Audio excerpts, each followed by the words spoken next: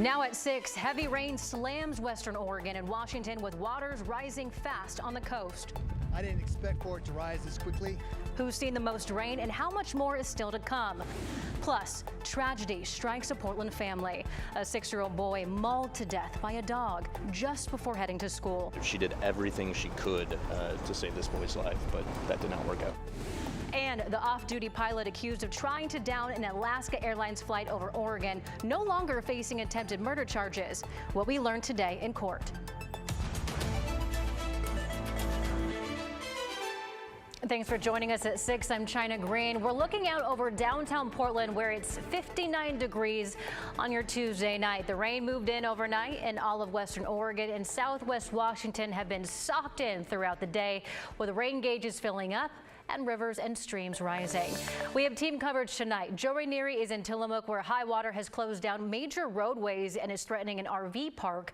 Blair Best is in southeast Portland where the flooding has turned deadly for people living in campsites along Johnson Creek. But first, let's get right to Chief Meteorologist Matt Safino for the latest. Thanks so much, China. Yeah, it has been a soggy couple of days, certainly the last 24 hours as the third in our series of 3 atmospheric rivers in a row is slamming the northwest. You can see the moisture originating down near Hawaii and just rolling right on up into Oregon and Washington. This one will eventually move through tomorrow, but it'll be a slow process. We're back up to 60 degrees after dropping to 59, but incredibly warm.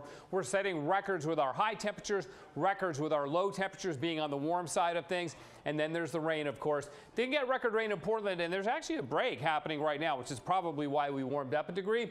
But if we zoom out just a little bit, you can see all the heavy rain to our west and north, and that's got to move through before we really dry things out. And there is heavy rain falling on the rivers that are already in flood. So we've got a flood advisory up tonight for the Portland area and southwest Washington, and then several flood warnings for individual rivers like the Nehalem River, which flows into Nehalem Bay just south of Manzanita, the Wilson and the Trask rivers, which flow into Tillamook Bay, also under flood warnings tonight, and then the Siletz River, which flows into the coast down by Newport and Lincoln City, also under a flood warning, and several flood warnings across western Washington as well. Each of these individual green highlighted areas are for individual rivers which are already over flood stage. It's going to take a little while for those to recede, but it'll begin to happen during the day tomorrow. So this won't go on for days and days. We've already had over an inch of rain today. There's more on the way for the rest of the day. Look at this, 3.02 inches of rain at Tillamook, so it has just been dumping on the coast. The heavy rain continues to hammer,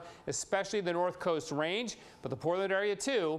Rivers will begin to recede late tomorrow, and then more rain Thursday, but not as heavy, and it'll be colder. We'll begin to get mountain snow. We'll touch on that in a little bit. China, back to you. Matt, thank you. And take a look at this video just into the KGW newsroom. The Coast Guard was called in to rescue a woman whose vehicle got stuck in rising floodwaters in southwest Washington.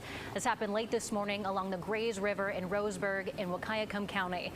A neighbor who shot this video said the woman was driving on a flooded road when the rising river swept her Jeep away. The driver climbed onto the roof and waited until the Coast Guard chopper arrived from Astoria. A rescuer was able to harness her in and fly her away to safety. The crew rescued 4 others in the area who were stranded by floodwaters. All are in stable condition. So what does the constant rain from atmospheric river do to rivers and streams? Well, it does this. Take a look at this video from one of our viewers who shot this along the Siletz River. We're also seeing flooding today along the Wilson River near Tillamook. That's where we find meteorologist Joe Rainieri. Joe, you talked with some residents who had to pack up and leave.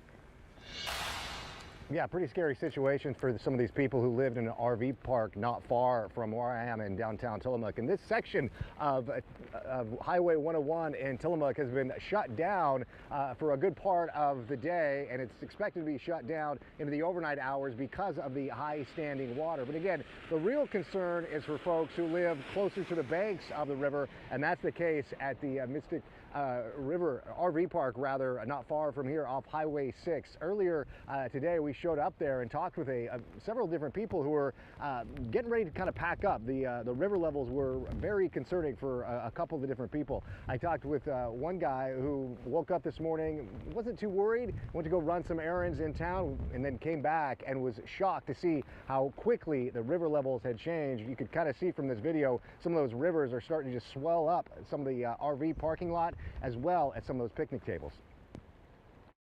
Right about the base of the tree line when I left this morning, 2 hours time, it's boom, it's up. So we're just trying to, I didn't expect for it to rise this quickly.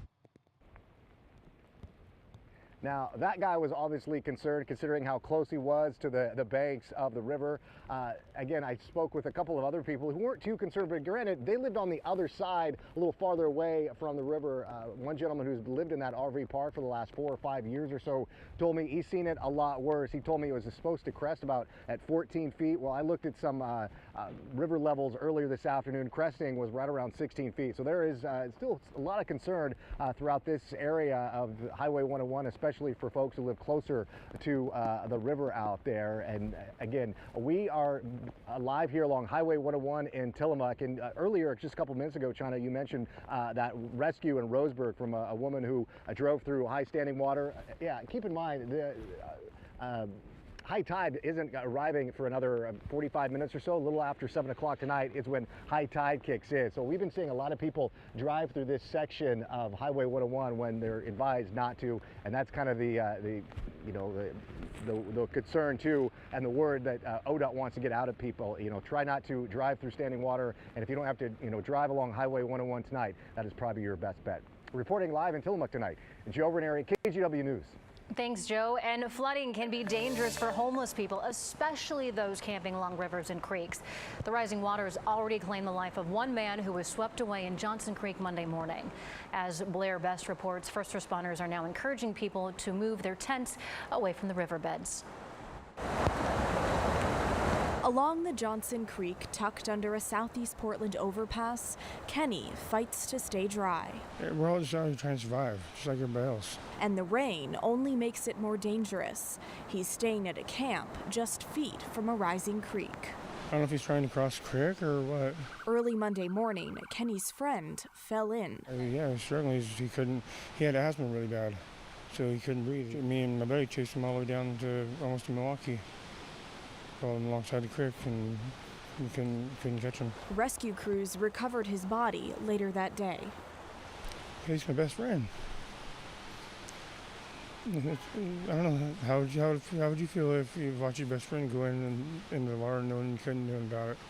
Now, during these types of weather events, law enforcement warns homeless people of the dangers that can come with them. Several times a week, the Multnomah County Sheriff's Department targets floodplain areas like here off the Sandy River Delta, where a large homeless camp hides in the woods. They encourage those living there to move their sites away from the riverbanks. We just never know when a surge is going to come through and grab somebody and make it a real dangerous situation and cause a response. And the secluded camps along the water are tough for rescue teams to get to. They're hidden. They're not necessarily in our view. So we don't know if we're able to reach everybody, but we certainly make an attempt to try to educate all populations as to the dangers of what's going on in our waterways right now. Even for people like Kenny, who's seen the risks firsthand, At least he's in a better place now. he doesn't believe moving will keep him safe. It don't really matter where you camp. They're just going to kick you out anyways. All right, so take a look. I hope you can see, I know it's dark, but we're trying to light this for you. This is the water levels at Johnson Creek right now, and law enforcement's work in all of this is ongoing. They tell us they're trying to stay ahead of these camps before they become so developed in dangerous areas like what we saw earlier today, so that it's easier for them to move once the rivers rise. China? Blair, thank you for that. All right, in your other headlines tonight, the Washington County Sheriff's Office is working to identify a man whose body was found in a swollen creek, but it's not clear yet if he drowned. Just before 10:30 this morning, a caller told police that they saw a body in Bronson Creek near Northwest Anzalone Drive. That is just south of the Max tracks near Quautama Park. Deputies and firefighters spotted the body tangled in some tree branches and were able to pull the man out. The medical examiner said there were no apparent signs of physical injury, and they'll be working to figure out how he died.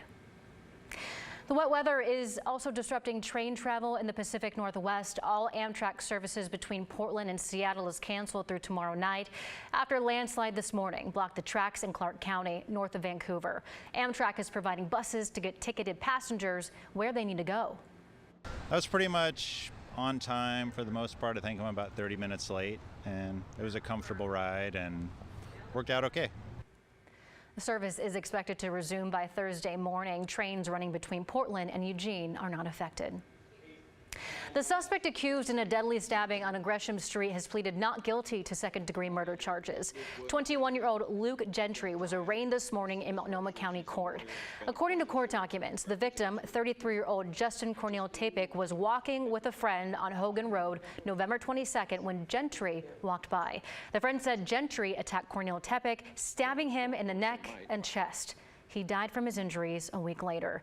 Police used surveillance video to track down Gentry, who they say was living in an SUV in the area and was wanted for violating terms of his prison release. A relative of Cornel Tapik spoke at the arraignment. We know that what happened to him, he didn't deserve. And so we're here to fight for his justice on his behalf. So Gentry's trial is set for January 16th. Developing tonight, a child is dead after being mauled by a pair of large dogs in the Park Rose Heights neighborhood. It happened this morning just before the 6-year-old headed to school. The woman who owned the dogs did everything she could, police say, to stop the attack.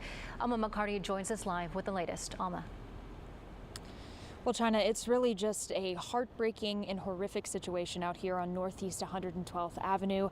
Portland police telling us that 6-year-old, that little boy, he was normally dropped off here by his grandmother, and the homeowner, who was a friend of hers, would take the little boy to school. Now, the homeowner is also the owner of the 2 dogs who are involved in this attack, 2 Great Dane Mastiff mixes, both very large dogs. We're told that they're normally kept away from the child. This morning, before 7:30, those dogs were inside of the garage when the boy opened the door and was attacked. The woman tried to intervene, but officers say the boy was killed. First responders and neighbors alike called it a deeply troubling scene.